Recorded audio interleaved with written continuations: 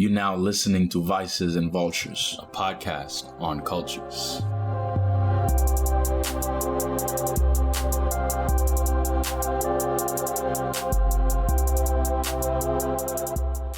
Welcome back to the Unpacked segment of Vices and Vultures, where we share from our collection of solo interviews done by the co-hosts. What's going on, everybody? This is A2. Today's conversation is with Mike Signorelli. In meeting him for the first time last winter and understanding his view of the world, I discovered his introverted nature. As I related with this so well, we talked about the implication of being an introvert in a service-driven occupation, as well as the mental healthiness that it takes to accept the different facets of your personality. You're a pastor. Yeah. And you are also, we talked about this when we first met, personality-wise, you had mentioned that you are an introvert. So I want you to define introvert, and I'd also like you to just define your version of introvert, because I relate to that because I'm an introvert too, which really intrigued me because you're a pastor and you're a public figure. Yeah. But at the same time, there's a different side that not a lot of people might have context on. So I took the Arno profile test recently. Oh, I nice. paid to have it done. It's like a comprehensive, I recommend anyone check it out because it was like borderline psychic. It was so accurate. I was like this thing. So it's called the Arno profiling. Where is that in comparison to like MBTI or StrengthsFinder? Have you done any of those? Yeah, I have. I've done them all. Arno's personally my favorite because Arno's like really goes into your inborn personality, beyond the layers of culture. Like, what are you? Right. And when I got my results back, it was just incredible. But it really proved. The funny thing is, the person that gave me the results, she was like, "You're incredibly introverted," and she was like shocked almost, like, right. Wow, like this is a true thing. Yep. But the sphere in which I operate and live, you would never know. Yeah. So here's my true definition. This is my definition of being an introvert. I'm sure it's different for everyone, but being an introvert is not liking people. Because I think a lot of times I love people, but I think from my definition of being an introvert, I am actually okay in my own head. Yeah. Like, I actually entertain myself. You could put me in like a windowless room and my own mind entertains me. Yep. I don't know how to explain. Like, I'm at peace. I'm with myself. Yep. And to me, that's the true definition of introvert isn't I don't like people. Right. It's I'm at peace with myself. Right. Because sometimes, and this is just for me, I am a pastor, so I'm a giver and I minister to people. And so when I'm with people, my wife and I are completely different, actually.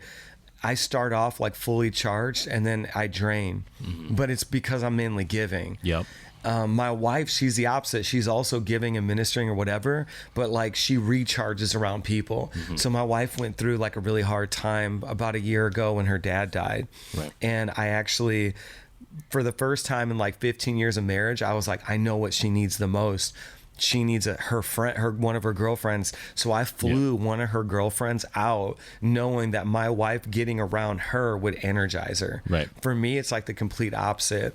In the Arno test, they told me, they were like, you getting away and being alone is actually necessary for your survival. It's like, it's not being selfish, quote unquote.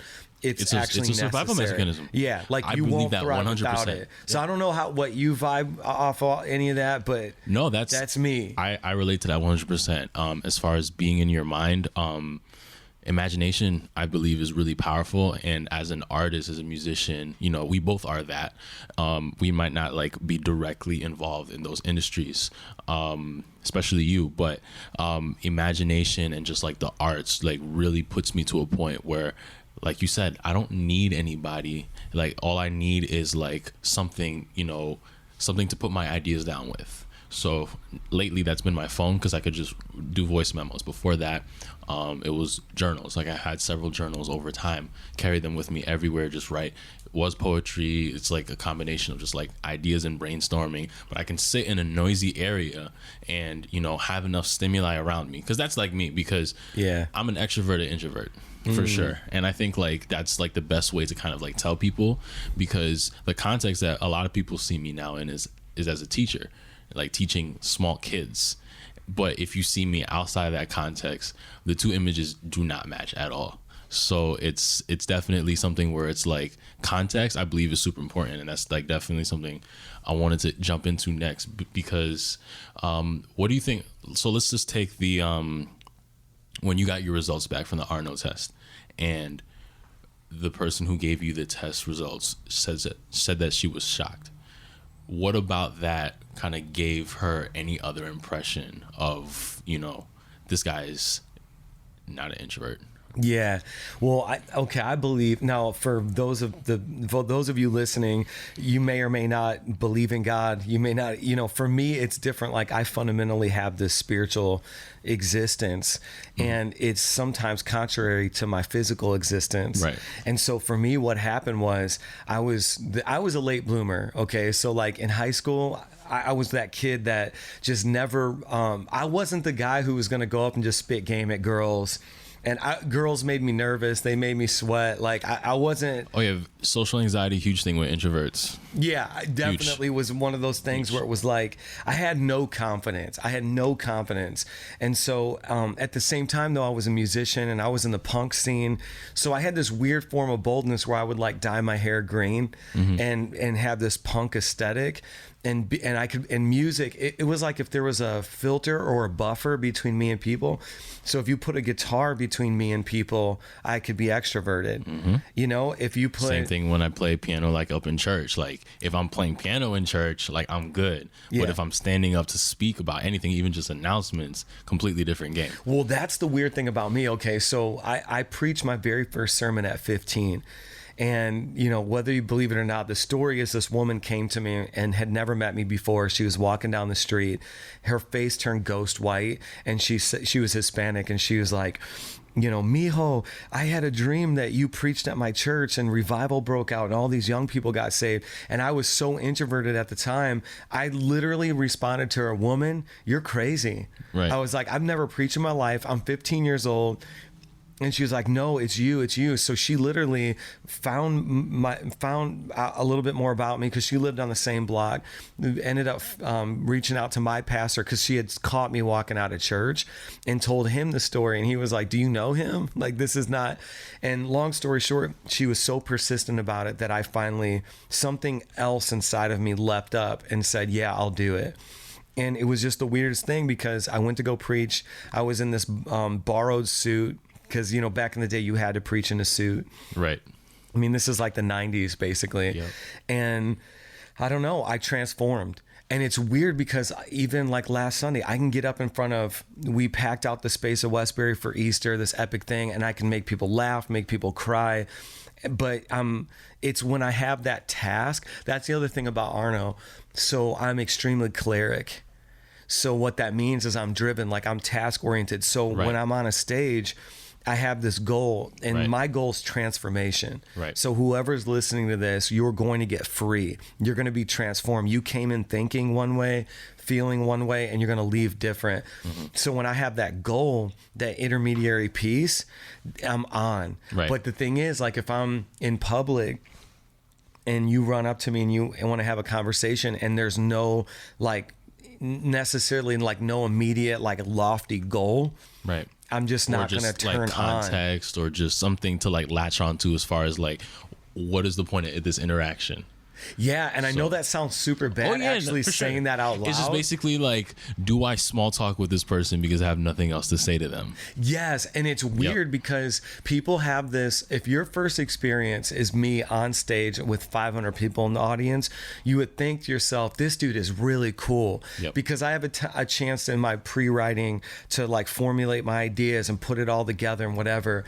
And then I always feel like I'm super disappointing to people in real life. This is like a real transparent moment. Right. Like when I meet people and we interact, it never goes well. As a matter of fact, before you got here today, in my own personal study, I was watching TED Talks on how to have good conversations because I suck at that. Yeah. And so I feel like people, if your first impression of me is like a conversation, it's so underwhelming. Yeah. But then if I'm on stage, I literally could be foaming at the mouth, climbing over seats, going crazy, and you'd be like, this dude is cool. Right. It's a weird thing, and man. That's how you're introduced to 80% of the people these days. Is on live stream or like in person speaking. So that was it for me. But I relate to that so well because when I think about my teaching experience so far, I have a lot of introverts. So in private lessons, I believe that's a huge advantage because I myself am an introvert, and I know like for every single student, it's like,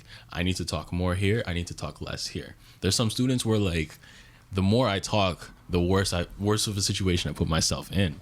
And that's just the reality of it. Like some people just don't like people talking around them. Like some students don't like when I tell them like this or that thing. And then, when I notice their body language, then I speak on it. And they're like, yes, they'll never tell you. The introverts will never tell you. But if you speak to that situation, then they're going to be enabled to just say like, yes, this is what's happening. No, this is not what's happening.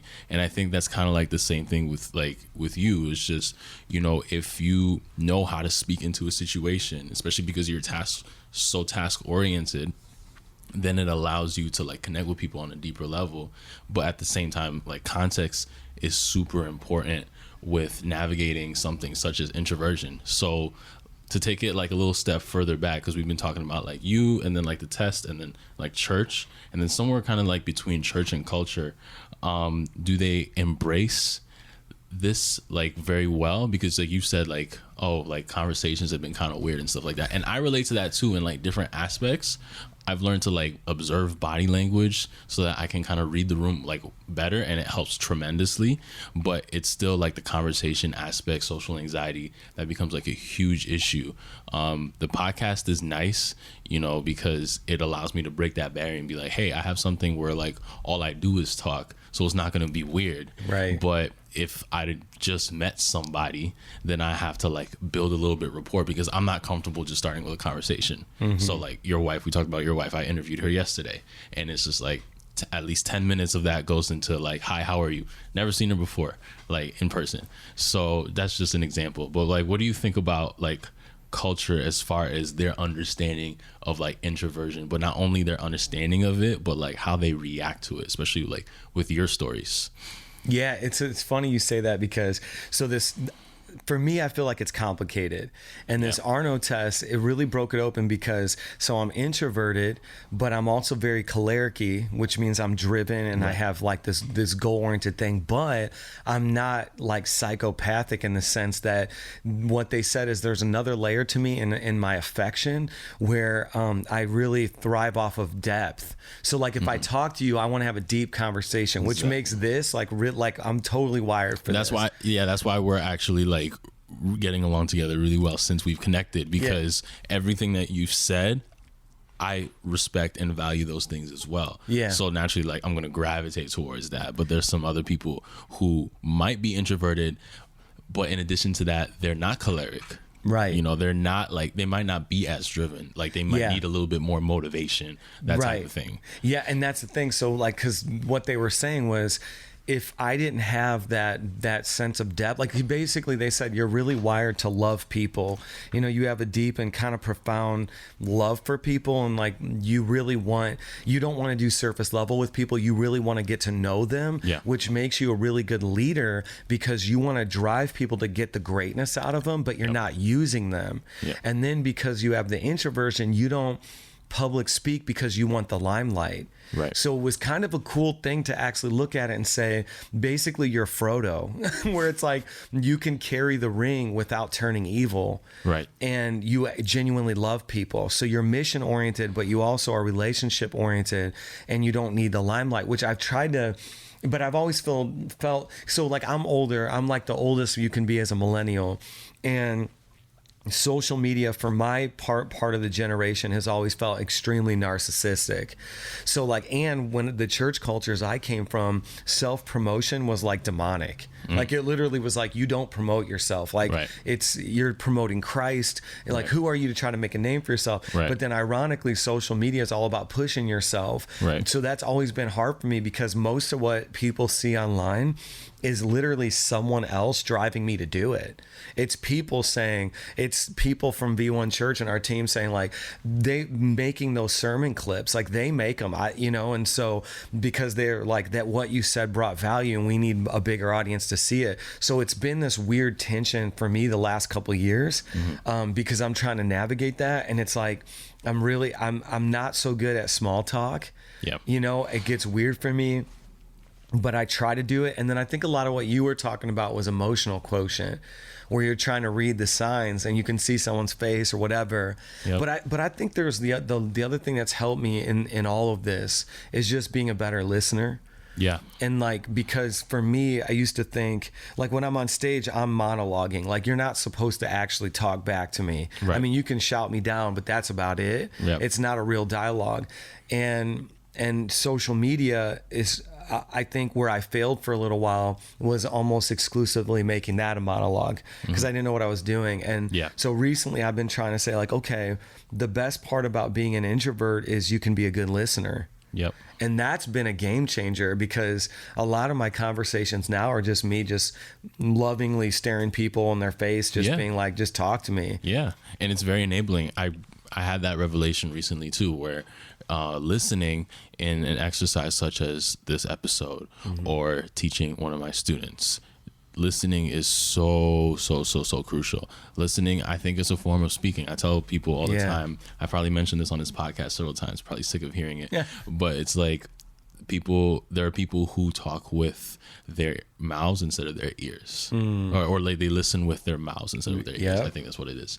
And I think, like, I always think about that phrase because it's just something that a lot of introverts in particular have, you know, been on the brunt end of, where it's like they're trying to be understood, but they might be too young or too like inexperienced to handle like the emotional stress that comes with, you know, I'm shy and I don't like being around people, so let's go home, like as an example type of thing. And it's interesting because I actually wanted to talk more about like the social media aspect, because it adds a layer where it's like, you know, okay, this guy is a pastor on social media.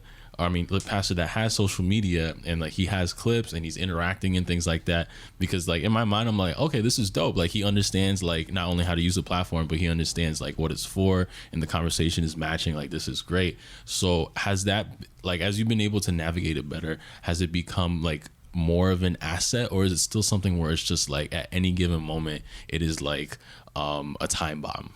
Well, so there's this woman, her name's Kwanda, and she runs the I Need a Word page on Facebook and Instagram, and she's got over 3 million followers. And so me and her have a ongoing dialogue, you know, where she's like, man, I think you could break out, you know, like I think that you're a young, relevant communicator, and I think that you could really, if you had a larger audience. So she's been like posting a lot of my clips and stuff like that, and which has been really cool. But the funny thing is, one of the key ingredients is going live, and that's where it gets weird, where it's like I can post preaching clips that if like the team here, like between Dylan and Evan, are like cooking up preaching clips, and I can do that, and people are like, oh, this helped me, thank you, and they reshare it, and I can interact with them all and reciprocate all that. But then ironically, the thing that could benefit me the most is going live, but that's the thing, that's where I choke up. So yesterday I forced myself on Instagram to go live, and I had like a magnet mount in my car. So I had the magnet on. I'm like, you know what? I'm stuck in traffic. I'm just going to hit live and just talk to the windshield. And I had people on there. I probably was on for like 25 minutes, and I had people from like South Africa, Indonesia, these crazy places. And the crazier thing was they were telling me stories about how they've interacted with my content and how it's brought value to their life. And to me, they were just random names. And then when it was over, well, long story short, this guy requested to get on live with me, and I was like, I'm going to roll the dice and just do it. And I accepted him, and he ended up being this guy from Hollywood, California, who was like, I tune into all your stuff, man. It's helped me so much. You spit fire, blah, blah, blah. And it was this weird, like, pseudo relationship where I don't know this guy's name. I've never seen his face before in my life, but he feels like he knows me. And then he's like, I'm organizing this big conference in Hollywood, and I want you to come out and speak and blah, blah, blah. And I was like, wow, like, but my refusal to go live this whole time was holding back this circuitry that could like build these relationships. And so I think like for me, that kind of speaks to, and whoever's listening, maybe this will help you too. Like, your inborn personality doesn't have to be your destiny. So like I'll put it like this, like you don't want to go to the gym, but you pushing past what you want produces health. You go to the gym, you have a healthier body. So there are times where you have to find like, what's the healthy boundaries of introversion? And then at what point do you push yourself, and then you pushing yourself produces health? Mm-hmm. Because here's another thing, like, when you're like, I don't want to go to the gym, I don't want to go. And then you finally go and you're 15 minutes in and the endorphins start flying and you're like, I'm so glad I did this. Mm-hmm. That for me as an introvert is what stepping out of my comfort zone feels like. Yep. Like I get 10 minutes into it and I'm like, oh, I'm so glad I went live and I'm talking to all these people. I'm so glad that I, blah, blah, blah. And that was what preaching felt like the first time. Like the first 5 minutes, my hand was shaking violently. I was stuttering over my words. And then I just felt like I got hit by a lightning bolt and just did it. And I'm like, I'm so glad I did this. Right. So you've got to find those healthy boundaries with it. Mm-hmm. And I think if anything, like as I've gotten older, I've tried to like model that for other introverts, mm-hmm. Cause you can take anything and like I had a college roommate who took his introversion and used it as an excuse to drink, and for him, alcohol was like his social lubricant. And so he just used it as an excuse because he didn't have courage. He didn't have the guts to push himself a little bit, So it's like you can take that and take it to the dark side real easy. For sure. And I'm glad that you went there because I wanted to talk about like what is it about introversion that people should be happy about? Because I feel like a lot of people take extroverts because they're a lot more liable to be on social media and to present themselves, promote themselves, and not even on social media, just in real life, and do all these same things where they're confidently or seemingly confidently going through life. And introverts like me look at that and I'm just like, I wish I had that, or, comparison and things like that. So what is it about your introversion and the way you've talked about empowering other people, which I think is dope? What is it about all of that you kind of just bring home with people to kind of remind them that, this, again, kind of like adding to, just because you're born with it doesn't mean like, it's final. Like there's a good in that. You know what I mean? Yeah, that's a great question. For me, I think it comes down to understanding that some people's extroversion is coming from a wound in and of itself. That's very true. Because they were rejected, and so they're like, but introversion could be the result of a wound too. If you so you really have to examine like what's the source, which goes back to my original definition, which my definition of introversion is I'm at peace with myself, and I enjoy myself. Like the greatest conversation is happening in my head most of the time because I am a creator. So like, and even like my daughter, she'll look at me when we're driving in the car and she'll be like, you're writing a sermon, aren't you? Because she knows there's something going on in there. And that's me. Like I'm in the car, I'm sitting, like it's ideas. And yes. like it comes even faster because like you don't have a screen, you don't have a keyboard to like put them down so you don't get distracted with other stuff. Right. But like I'm sitting in the car for like 25 minutes to work and I'm like, man, these ideas just keep coming and I have nobody to give them to. But that's just life. Yeah. And for me, I definitely need and want to be around people. It's just my dosage is lower. And I think that, it's, you know what it is? It's a lot like I went to the doctor like about a year ago to get a routine checkup, and she was like, your vitamin D levels are like dramatically low. So she prescribed me 50,000 units of vitamin D that I was taking once a week. Well, that dosage is what I required to get my vitamin D up to normal. Right. But if somebody with normal levels took that, it would become toxic. Yep. So it's like you have to prescribe the level of interaction that's going to bring you to a level of health. Yep. And that's how I look at it. So for me, if your extroversion is a root of rejection, then you need to heal that root of rejection, and you might find yourself a little less extroverted because you're not seeking people's approval.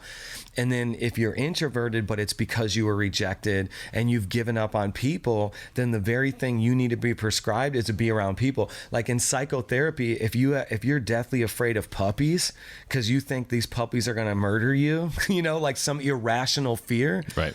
They're going to first bring you a stuffed puppy, like a stuffed dog, and then they're going to graduate you to where like so many weeks down the line you're handling a real puppy because the thing you need the most is the thing you fear the most.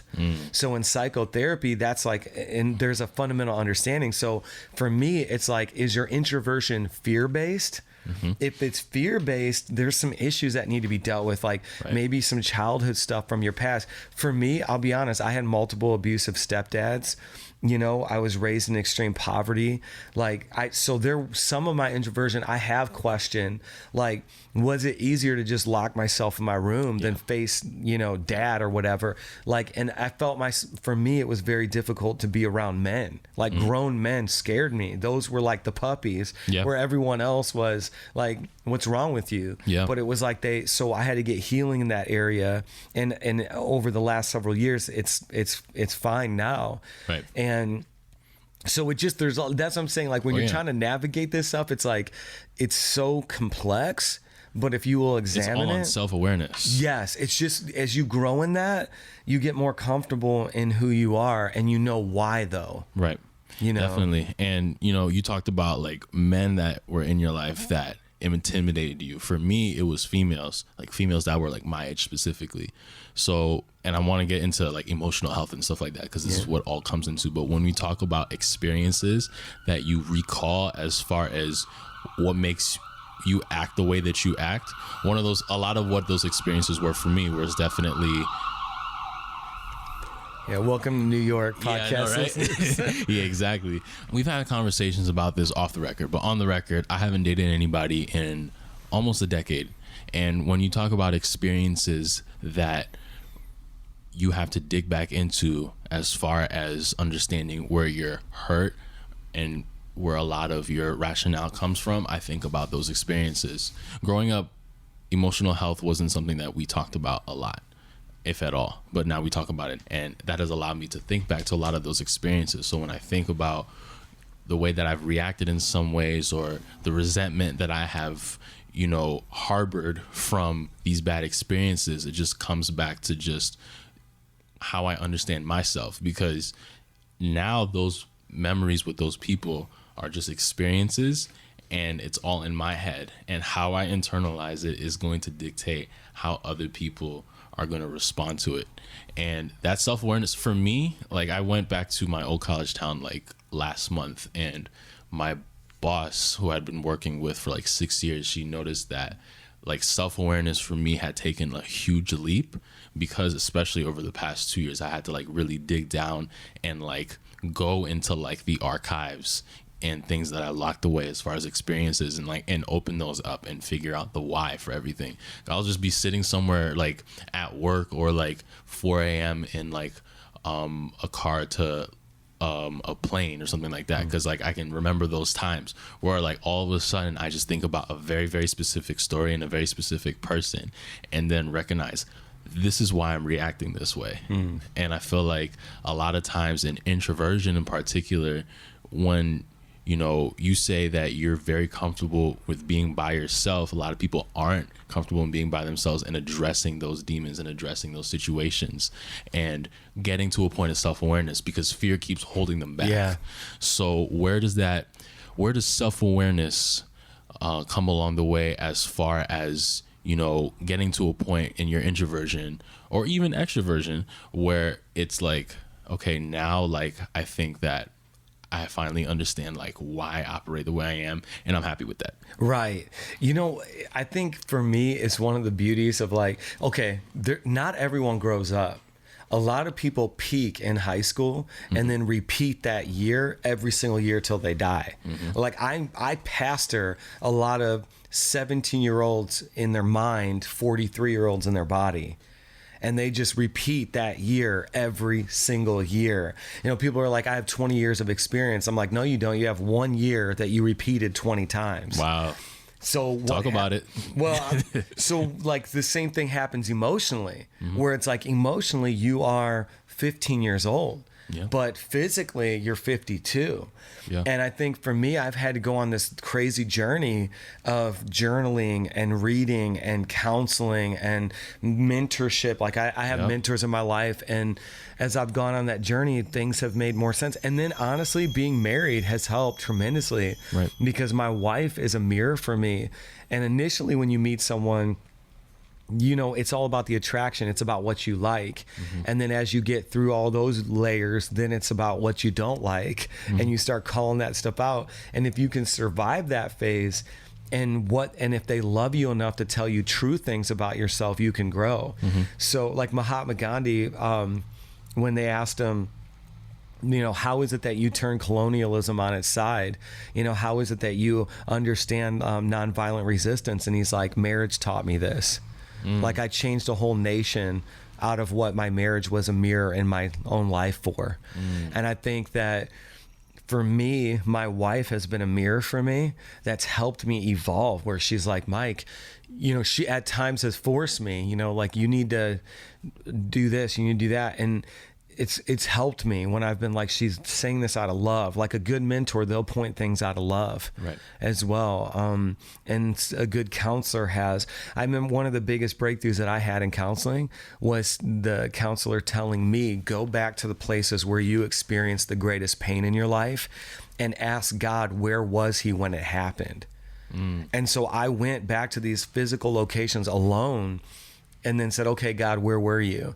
And there was something about the loneliness of that moment when I started to have this awareness for me as a Christian of God's presence, and then truly never feeling alone, and in that kind of sense. So like, because I think for me, where introversion goes toxic is when you're not at peace with yourself, because then you never truly are alone, because it's you and the demons.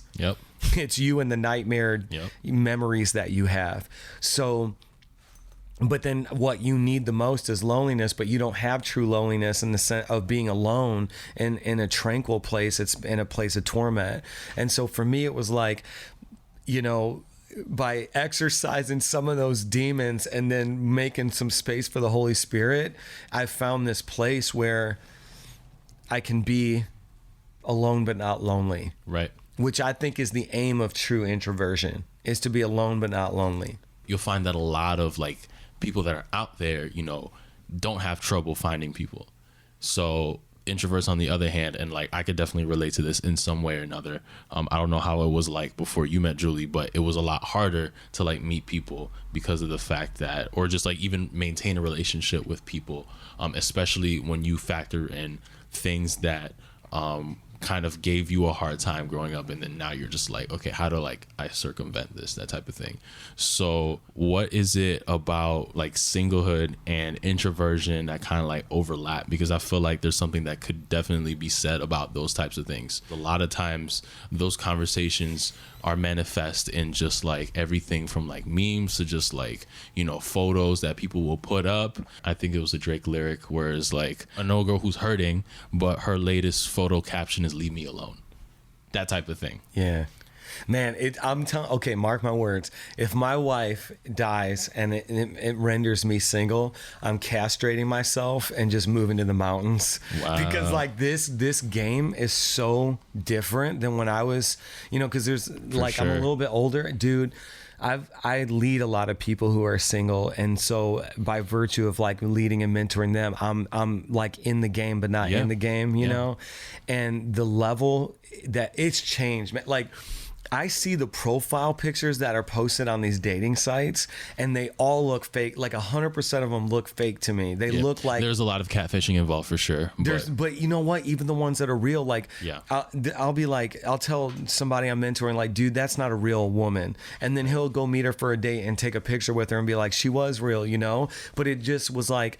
It's not even extroversion, it's presentation. The superficiality of it. The superficiality of the presentation is through the roof. And these pictures are like, and it's just because of the technology and what's available, these pictures all look like magazine covers to me. Right. And then so because that's the image that we've been like forced down our throats. That's the only standard that is acceptable, is like this high res crazy, and do it for the Instagram. So it's this weird realm, man, where it's like if you're introverted and you already don't want to put yourself out there, but then the people who are winning in the dating game are putting out like GQ quality photos, you're already like, the whole table has tilted against you. Like, dude, I mean, mean, this is totally dating myself, but my wife and I met in the early 2000s. That's like almost 20 years ago. Right. And I remember I was an early adopter for technology, and I had one of the first like digital cameras, like actual just handheld, whatever. And phones certainly didn't have cameras yet. Yep. I mean, we were still playing Snake on like our Nokias Yep. when we were dating. And so you really had to meet someone in real life. And then Facebook debuted while I was in college, because Zuckerberg's my age. And I'll never forget, it went from the Ivy Leagues to the Big Tens, and I was at Indiana University. And I remember hearing like, dude, there's this thing, Facebook. And the first thing I used it for was to stalk this chick in my English class. That was the first thing I did, because I was introverted. Right. I didn't have the courage to talk to her. And when there's this middle ground. Dude, there was this middle ground where I was just like, oh, like maybe I can find that chick that is in my English class. And so, but it's weird because it didn't help me. It almost, and I think that's the thing about social media, is it can make it worse, because there's an illusion of something being obtainable. Like, I can look at their picture, I can see into their life. It's accessible. It's accessible, but not attainable. Yeah. And that's the thing that, like, I remember feeling that. Ironically, I met my wife though while I was playing a concert, pretty much. Right. So I had that. Yeah. That barrier. I was performing on stage, playing the guitar, singing. You looking were in at context. Her. Yeah, and I was looking at her, and she was in the audience. Right. And in that moment, I'm Mike Siggs with the trucker hat, playing the guitar, being cool guy, and ironically, that didn't help me with my wife, because she's immune to that. Right. And she actually had the wrong perception of me, and my introvert perception would have been a better first like step. Yeah. But I didn't know that. But in that moment, you at least understood that I'm in my element and there's something that is attainable, and it is attainable because it's in real life. The same type of experience is not going to happen online. 10 years ago, like when Facebook debuted, I remember when Facebook debuted as well, and when it went like bigger than the Big Ten.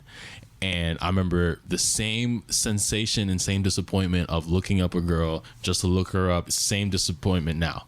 Same then, 10 years ago, same now. Yeah. And it's all because of what you said. Like, it's accessible, but it's not attainable. But for introverts, it's so tricky. And even for extroverts too. Like, I'll just go ahead and say this. My father's an extrovert. And because we have the same name, I knew for a very long time, until I could finally say it, but I knew this for a very long time in my head, that because my personality was just so contrast to him, like that affected how we interacted. Not only because we have the same name, but because he's Haitian. Haitians are very dynamic individuals, and there is a level of that to me.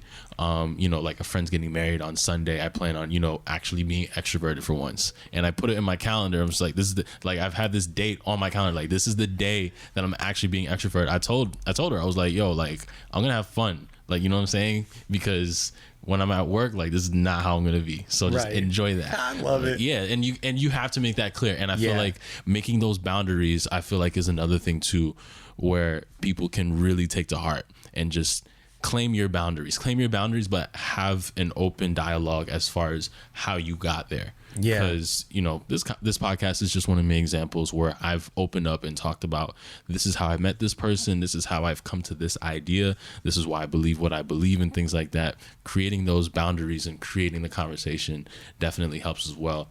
And you've mentored a lot of these single people, which I'm sure a good portion of them have some introvert qualities. Yeah. So what has been, like, just to kind of wrap this up, what has been like a breakthrough for, like, in terms of a general story, what has been a breakthrough as far as just a concept, something that we haven't talked about, but particularly with introversion, particularly with introversion and even now singlehood, because the two are very related. We're talking about 2019, like Instagram is rampant right now. People are going to listen to this in like 2030 and like talk about something else. But right now, like, everything is visually oriented, and it could become like a very dangerous echo chamber for a lot of people, especially single people like me. So what have been some of the conversations that you've had with these people? Yeah, so I was reading a book recently that said something that really convicted me. It said that if you're exhausted being around people, you're actually exhausted from being the false you. And what they propose is that, like, because, okay, so like for me, do you know how like when you're around a group of people, there's things in your mind that you want to do. You're like, I want to check my phone. I want to sit down. Right. But then you're with people and you tell yourself, I can't do that though. They said that the more authentic you are and the more you honor what you want to do, the less exhausted you'll be. And it really convicted me because it's I was a different like, kind of exhaustion though. yeah, exactly. But they were basically saying like, if you're with a group of people and you don't want to talk to them, don't talk to them. Just be your authentic self. And then people are going to have to adjust around what you really are, not what you're projecting. It's all frame. Yes. And so I was basically trying to tell people like, you can't build a lasting relationship with a girl off of what you're not. So you can't prop it all up and pretend like you're something. It doesn't mean you don't put your best foot forward, but be your authentic self, because that's what she's going to marry. You know, you can't like, I'll put it like this. It's the equivalent of catfishing in real life, because you project something in reality. Wow, yeah. So you catfish somebody in reality. Like, it's the meta catfishing. Wow. It's like, and that's what and so for me now, this is something I'm like learning this now. I'm just trying to be myself all the time and give myself some lateral movement to say, here's what I want to do and not do. So I've been just coaching people like, this girl's going to have to fall in love with the real you. So just be that. Mm-hmm. And then the other thing too, though, that I would pair that with, because this is where it gets a little complex, is I think a lot of introvert extrovert is risk taking. And sometimes you're just saying like, I don't want to take that risk. Yeah. So like last night we had V1 College, and V1 College is like a leadership it's like a leadership pipeline that we have through V1 Church where you can grow. And so I had made up my mind, the same thing. I was like, tonight I'm being fun. I'm being extroverted. I'm loving on people. Yeah. So I had got those 100 grand bars, and I was like handing out, I was like, who wants 100 grand? You know? And I was like, you killed it in this, you get 100 grand. And I'm laughing. And I'm like, intentionally taking a risk, you know? Yeah. And so sometimes with some of these young guys in the dating sphere, I said, you just need to like step out and take a risk. And they're like, what would you say? And it kind of got dicey a couple of times, because I was like, I don't know, I would say blank. And they typed it out verbatim and sent it. And I'm like, oh snap, like don't tell them, you know, but like just helping them cross that barrier. Because a lot of what I think it means to be introverted is to restrict the risk, you know, where you're restricting that risk and saying, I'm just, you know, because if you don't risk anything, you can't get hurt.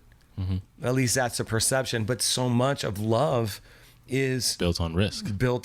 Yeah. People tell me that time and again, and like, or even just talk about it like in general. And like, I see it. It's a real thing for sure. Like, my dad just came back from Haiti last night, and you see the effect that it has, like whenever my dad travels for any point in time, like on my mom and things like that. But these are part of the risks that we have to take. You know, traveling overseas is a risk. Yeah. Traveling in general is a risk. You know, we've had like some conversations about like Boeing lately. You know, like traveling is like not this, you know, traveling is not always safe and that type of thing. We have to be aware of that. But you talked about choice. I grew up in a context where taking risks and taking choices was looked down upon. And I think a lot of people, like coming from traditional backgrounds in particular, everything is built on this is the way it's done, and nothing can kind of deviate from that. So when you enter an introvert with a very creative mind, just like you and I are, and you find yourself like in this context time and time again, you get a little bit more apprehensive to the idea of taking risks, because of the fact that you were never allowed to do that in the first place. And whenever you started taking risks yourself, it's like, oh wow, like, you know, it's all hell breaks loose at that point. Yeah. And it's kind of wild, because whenever I meet a lot of kids that I might relate to in one way or another, you know, my students are not like, especially if they grew up Caribbean or Asian or like in a church context, like I see that, like I look at their eyes, I look at their mannerisms, and like I see like all of the conversations, like I see all of the why can't I do this, and like you at the very early age, like you can see the lasting impression that it has. So what has that, like, have you experienced that, like where like in your introversion you've had to, you know, like deal with the fact that you might not have had a choice and it's affected you like later down the road? Or have you seen that in other people that you've been like leading, you know, not even for singlehood, like just, you know, people that you have met? Because I feel like that's definitely a real obstacle for a lot of people, especially with introverts. Yeah, I completely agree. So in life, this is my philosophy now. This is like 2019, hot off the press. Yep. You either jump or you get pushed. Mm-hmm. Like that's it. So you have to, for me, it's like for example, my wife rejected me the first 5 times I asked her out. Wow. And as an introvert, that's devastating. But there was something deeper inside of me that was like, deep calls to deep. There was something inside of me that just knew in this esoteric way that this woman was going to be my wife. And so I just kept re-upping on risk, which violated everything about who I am. But there was something deeper that was just like provoking that. And so I jumped, and then I jumped again and jumped again. But then I look at other people that are single for extended periods of time, and some of it is risk related, where it's like they don't want to take that risk, they don't want to take that chance, and then time basically provokes them to the point where it becomes this proverbial wall up against their back and sort of pushes them, you know, into these situations. And so I always think to myself, like, do I want to be pushed or do I want to jump? Like, do I want to voluntarily choose this thing or do I want it to choose me? Yeah. Because I don't know, it's a very difficult thing, man. And like, so for me, I haven't had, when I think about choice, I think to myself, like, and maybe this is the cleric part of me talking now that I actually say it out loud, because the cleric part of me is like, there's something to be done. There's something to be accomplished. Right. And the feeling of accomplishment is greater in my mind than the feeling of failure. Mm-hmm. Like, and so for me, I just will make that choice. Mm-hmm. But that, a lot of that is my personality. So then people I mentor, and I've had some of them take the Arno profile test as well, and it's revealed like they just don't have that thing in them. And I think good mentors you can borrow from their personality, and and I say, okay, so like, for example, as a pastor, I've realized, because I've been pastoring now for years, and I've realized that most people don't come to me with authentic questions. They come to me with statements in the form of questions. So they've already made up their mind. They're asking it like, what would you do? But they either have already done it and they're lying, or they've already made up their mind they're going to do it, and they came to me to get confirmation. Mm-hmm. So what unseats that prideful mentality? Well, I think it's like you have to make a decision in yourself that this person's life, if I could reverse engineer it into my life, I want that. Mm-hmm. And so when they tell you to do something, even if it just goes against everything that you feel in your gut is right, you do it anyways. Right. So like, for example, my pastor is Dave Gargano, and so he's my mentor, and we're wired differently in certain ways. And so there were times where I'd be like, this dude's wrong. I don't think that what he's saying will work. But then also his life had so much success that I'm like, okay, the total sum of all of his choices equaled his life. Mm-hmm. So maybe I'm wrong. I started, and I called it experiments with obedience. Like I'm gonna experiment with obedience right now, and I'm gonna override my introversion. I'm gonna override my gut and everything I think is right, and just straight up submit and just do what this dude's saying to do. And I got huge results, and then it would rewire my brain to be like, okay, the feeling is still there, but the mentality's changed. Because I think somebody's lying. Like, for example, every time I preach, I sweat profusely. Every time I preach, I'm nervous. Every time I preach, I think to myself in the first several moments, I don't want to be up here right now. And I've been preaching since the late 90s, and it's 2019. It's never changed. Right.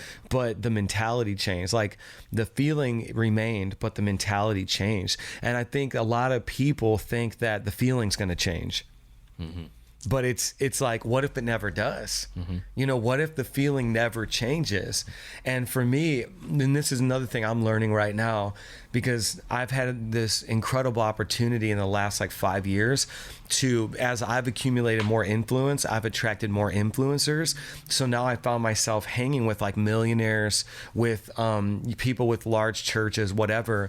And that introversion's there.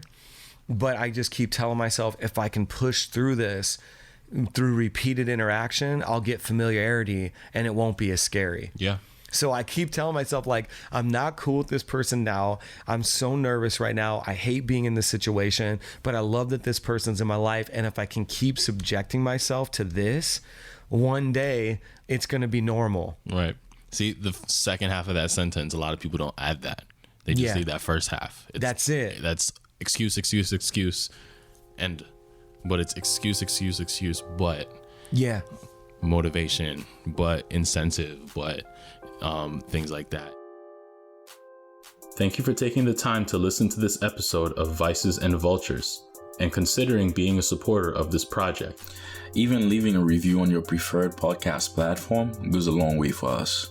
There is more information about this episode, as well as who we are, in the show notes. This includes all of our social media links so you can see us and not just hear us. Vices and Vultures is brought to you by Aesthetic and is based in the great state of New York. Be sure to subscribe to this podcast for more episodes. And tune in next time to Vices and Vultures.